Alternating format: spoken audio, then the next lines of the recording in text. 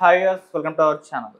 ఇండస్ట్రీలో విషాదం చోటు చేసుకుంది ప్రముఖ డైరెక్టర్ ఏఎస్ రవికుమార్ గారు. తెలుసు, యజ్ఞం మూవీతో మంచి గుర్తింపు తెచ్చుకున్నారు. ఆ సినిమాతోనే కెరీర్ కూడా స్టార్ట్ అవ్వడం జరిగింది. ఇప్పుడు ఆయన మృతి చెందినట్లుగా ఇండస్ట్రీ వర్గాలైతే వెల్లడించాయి. సో ఒక్కసారిగా ఇండస్ట్రీలో కూడా విషాద ఛాయలైతే మునిగిపోయాయి. అయితే ఆయన ఫిల్మోగ్రఫీ గురించి, ఆయన జర్నీ గురించి మొత్తం కూడా డీటెయిల్స్ తెలుసుకునే ప్రయత్నంలో ఆయన మిత్రులు and senior journalist Aravind Kolli గారు మన స్టూడియోకి వచ్చేసారు. ఒకసారి వారిని అడిగి ఏఎస్ రవికుమార్ గురించి తెలుసుకునే ప్రయత్నం అయితే చేద్దాం. సార్ నమస్కారం సార్. సార్ ఇందాక మార్నింగ్ న్యూస్ రావడం చూస్తాం, ఏఎస్ రవికుమార్ గారు సో మంచి సినిమాలు తీశారు. యజ్ఞం మూవీతో పరిచయం అవ్వడం కూడా చూస్తాం. సో ఆయన మృతి చెందినట్లుగా వార్తలు వస్తున్నాయి. అసలు ఏం జరిగింది ఆయనకు, మరి ఆయన ఫిల్మోగ్రఫీ గురించి, ఆయన జర్నీ గురించి మిత్రులుగా మీ మాటల్లో సార్. దాదాపు నాకు ఏఎస్ రవికుమార్ చౌదరి ఒక 7-8 సంవత్సరాలుగా పరిచయం. కానీ చాలా ఆవేశపరుడు, చాలా అంటే భావోద్వేగాలు ఎక్కువగా ఉండేటటువంటి వ్యక్తి. దాదాపు 10 సంవత్సరాలుగా పరిచయం, 10-11 సంవత్సరాలుగా పరిచయం. 7-8 సంవత్సరాల క్రితం ఆయన నేను ఇంటర్వ్యూ కూడా చేశాను.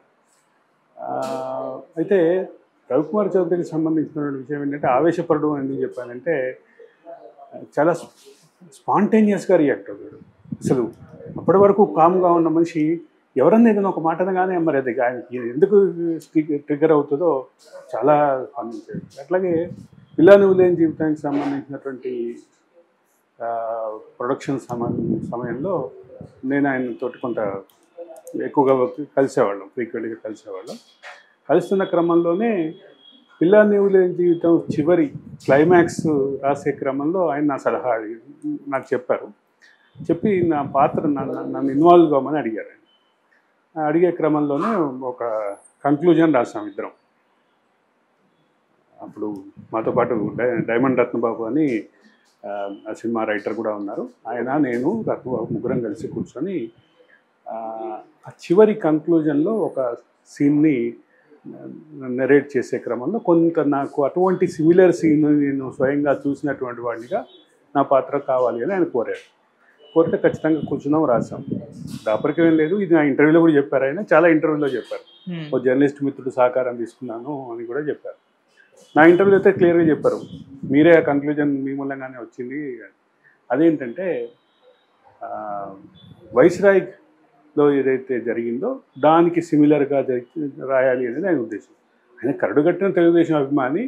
వైస్రాయ్ సంక్షోభంకి సంబంధించిన చివరి ఘటన ఆయన రాసే క్రమంలో ఎక్కడ తెలుగుదేశం పార్టీకి నష్టం జరగవద్దు, తెలుగుదేశం పార్టీకి నష్టం జరగకుండా ఇవి రాయాలి అని నేను కోరుకున్నాను. అంటే కొంచెం సినిమాటిక్గానే రాసాం అది. ఆయన సినిమా రిలీజ్ అయిన తర్వాత ఒక భారీగా పెద్ద స్వీట్ ప్యాకెట్ పట్టుకుని వచ్చి నా దగ్గరికి, గురుగారు మీ మూలంగానే ఇంత ఇవన్నీ మా ఇద్దరి పర్సనల్కి సంబంధించిన అంశం. కానీ ఆయనకు సంబంధించినటువంటి సినిమా జర్నీని చూస్తే, సాగర్ గారి శిష్యుడిగా ఆయన సినిమా రంగం ప్రవేశం చేశారు. సాగర్ గారి బ్రాండ్ ఆయనకు సంబంధించినటువంటి ప్రొడక్షన్ మీద ప్రతి అడుగులోనూ ఉంటుంది.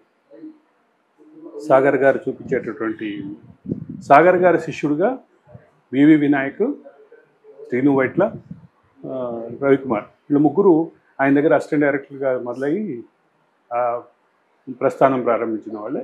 సాగర్ గారి ముద్ర ఉండడంతో పాటు సాగర్ గారి చివరి సినిమా, మధ్యలో ఆగినటువంటి చివరి సినిమా సంబంధించిన ప్రొడక్షన్లో కూడా ఆయన ఒక కీలక పాత్ర పోషించాడు. అంటే పిల్ల నువ్వు లేని జీవితం, ఆ తర్వాత వచ్చినటువంటి మరికొన్ని సినిమాల నేపథ్యంలో ఆయన కెరీర్ ఒడిదుడుకులని మళ్ళీ సాగర్ గారి ద్వారానే ఒక భారీ సంచలన విజయం సాధించాలని ఎప్పుడూ అనేవాడు నాతో. ఆ రకమైనటువంటి ట్రాక్ కూడా క్లియర్గా కనిపిస్తుంది.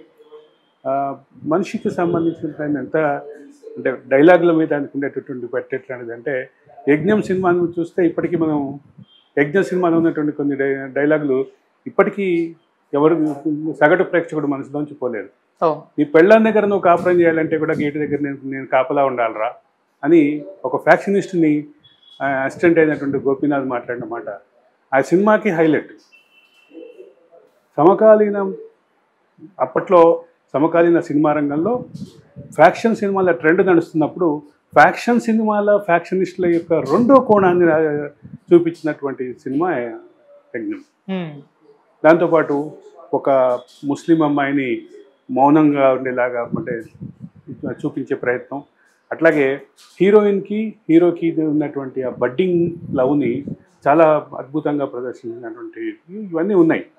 అట్లాగే పిల్లా నువ్వు లేని జీవితం. పిల్లా నువ్వు లేని జీవితంలో సినిమా ప్రొడక్షన్ మధ్యలో ఉండగా సినిమాలో ప్రధాన పాత్ర పోషిస్తున్నటువంటి శ్రీహరి చనిపోతే శ్రీహరి పాత్రని జగపతి బాబుతో రీప్లేస్ చేసి మళ్ళీ రీషూట్ చేశారు. చేసినటువంటి క్రమంలో కొంత దానికి సమయము ఖర్చు అంతా ఎక్కువైనప్పటికీ ఇప్పటికీ సాయి ధరమ్ తేజ్ సినిమా జర్నీలో అదొక ప్రధానమైనటువంటి పాత్రగా చెప్పాలి. సాయి ధరమ్ తేజ్ అయితే కెప్టెన్ అని తప్ప ఇంకో రంగా పిలిచేవాడు కాదు. నాకు తెలిసినప్పుడు నాకు బాగా గుర్తు, కెప్టెన్ అనే మాట మాత్రమే వాడేవాడు డైరెక్టర్ కోసం. ఎందుకు అంటే director is the captain of the ship అనేది ఒకరోజు మేమిద్దరం సరదాగా మాట్లాడుకుంటున్నటువంటి మాటని ఆయన సాయి ధరమ్ తేజ్ తోటి అన్నారు.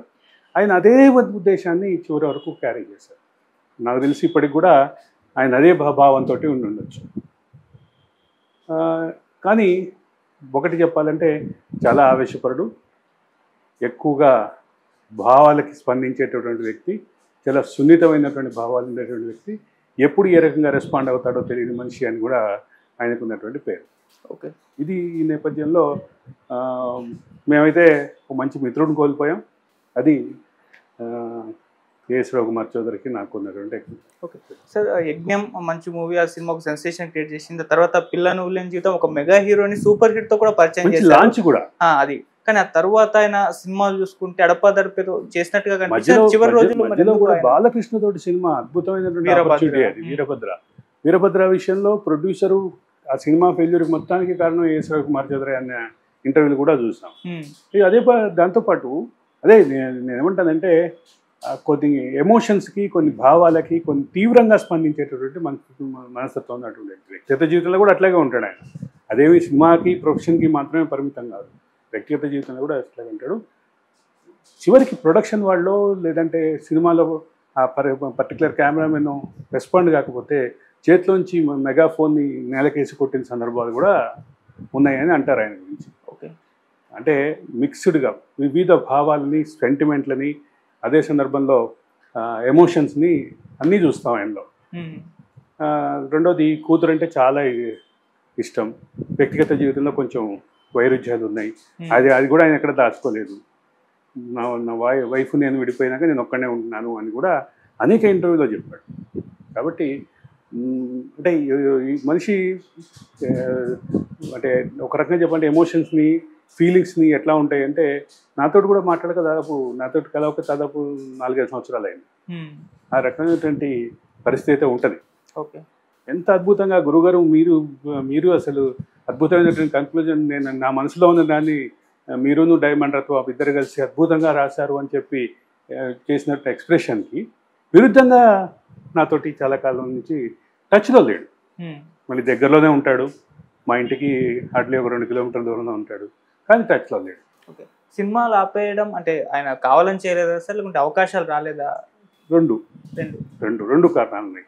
ఆయన ఒకటేమో ఆయనకున్నటువంటి తీవ్రమైనటువంటి స్పందించే భావాన్ని తట్టుకోగలిగే ప్రొడ్యూసర్ దొరకలేదు.